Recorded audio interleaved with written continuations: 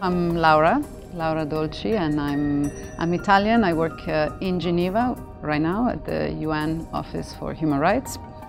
On the 19th of August 2003, I lost my husband, who was killed in the attack against the UN headquarters in Baghdad.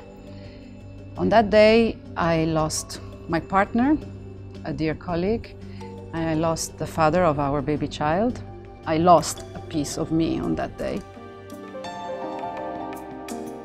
Over the years, I processed at different levels what has happened. It's a crime. I said it's a violence. It has repercussion over generations.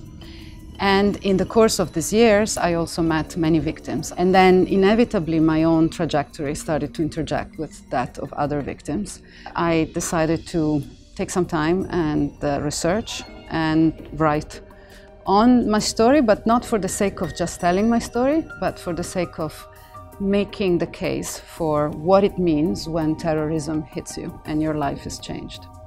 From the perspective of the victim and the experience of the victim, terrorism is not an ordinary crime. The means that are used, the weapons that are used, the tactics of war that are used, there are studies that demonstrate that there is a fatality rate, an injury rate that is higher than in other crimes. The other thing that is very peculiar about this experience is there's a senselessness perceived by the victim. We have UN resolutions that say that terrorism dehumanizes the victim.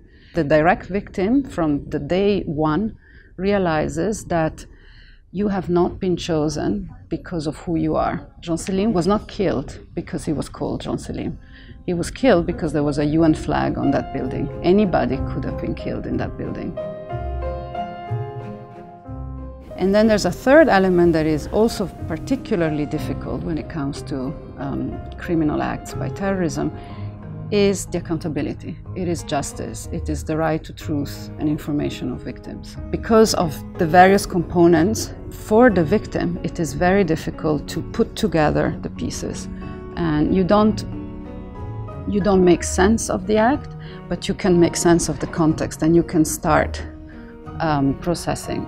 And I think for that, we have to invest also in victims, in communities, in their families, because you have to help victims grab this whole thing and move to the next steps of their lives. Terrorism, as a fundamental component and raison d'être, has the intent to create fear, to propagate fear, to propagate terror. It is possible to react to this by standing up, upholding the values of rule of law, of coexistence, of human being solidarity. And in there, I think states and the United Nations and the communities have a role to play. If you address the issue of victims and resilience of victims, families, and communities, and you really deal with it, also professionally, you are, in a sense, voiding the message of fear and nihilism that the terrorism propagates.